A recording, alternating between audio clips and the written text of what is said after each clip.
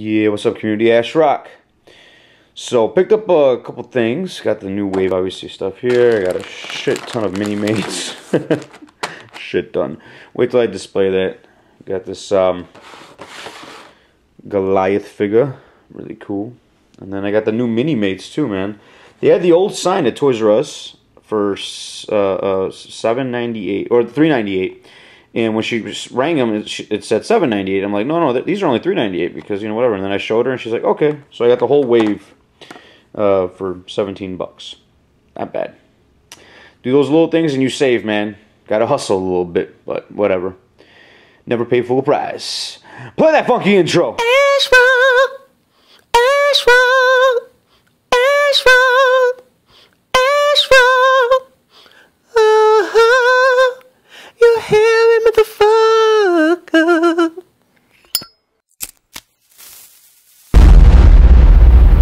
That's crispy. What is up, Marvel Universe fanatics? It is Ash Rock back with another review. This is going to be on the Marvel Universe Infinite Series Grim Reaper. Let's look at the packaging super quick. So here's Grim in the packaging. As you can see, it's going to be the same packaging across the board for this whole wave. Nothing different. Here is the back of the packaging. Pause for the bio. And there is the rest of the wave. Let's move on with the review. And there you have it. Very, very dull packaging. Nothing over the top. Nothing extreme. I mean, you know, we're used to Marvel Universe where we had some really cool artwork and we kind of got spoiled over the years. But it's not what's on the outside that counts, right? It's what's on the inside. That's what most ugly people say. That's what my mom always told me too. This is the saddest review ever. Let's move on. So we're gonna start off with paint applications. Grim Reaper sporting mostly purple and black and blue throughout. And it came out really nice, man. Lot of detail.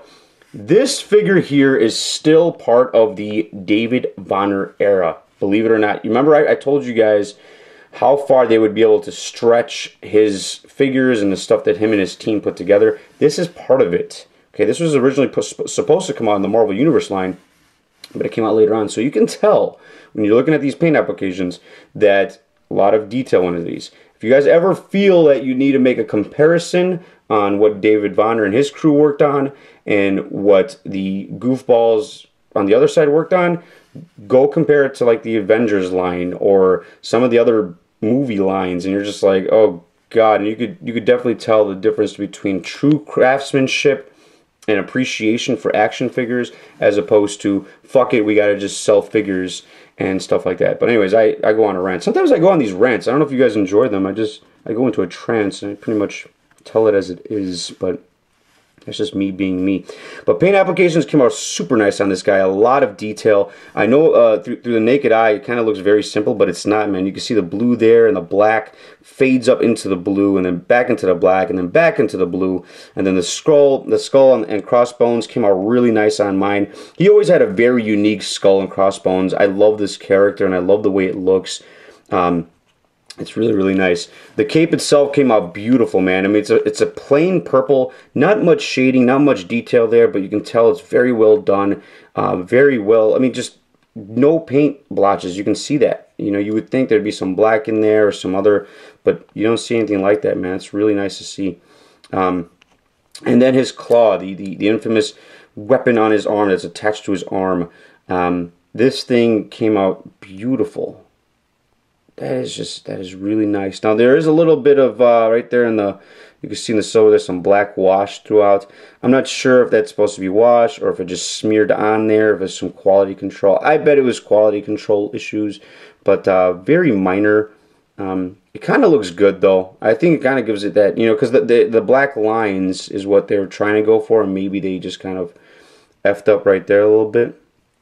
But still not bad, man. Let's zoom in on that face sculpt. So the face came out really nice as well, man. Very well detailed. I love the way his, I mean, this is just a unique looking character, you know. I think very underutilized and underappreciated in Marvel, period.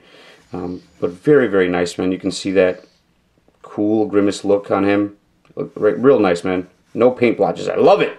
So for paint applications, I'm going to give this guy a 9 out of 10. I think they nailed it. Great job, great applications throughout, and very, very well detailed for a little 3 3/4 inch figure. Let's move on to Articulation. So Articulation is sporting the newer mold that we've seen in a lot of the newer figures, which is really nice. He's got a ball joint hinge up here, an upper bicep, single jointed elbows, rotates at the wrist. He's got a ball joint hinge on the head, upper ab crunch. He's got the waist articulation, hinge over here on the thigh, upper thigh, double jointed knees, rotates at the calf, and he's got ankle rockers, and it does go up and down. The only gripe I have on the articulation portion, okay, other than maybe having a hinge on the wrist, is this claw here, his little attachment. Ew, I don't know what he's doing there. He's got a scratch. But this does not rotate at all. In order to rotate, you have to rotate it from the upper bicep there, which can lead to some awkward looking poses. It just, like, it looks very unnatural at times. So, I mean, that, I wish they would have, at least over here, had a swivel, so you could rotate it at, the kind of mid-forearm section. That would have been really, really nice to see. So, but still, a minor gripe, I guess. It's still very, very posable. You can still get them in a nice little psychotic-looking pose and just gonna stab somebody. So for Articulation, I'm going to give him a 7 out of 10. Very well done.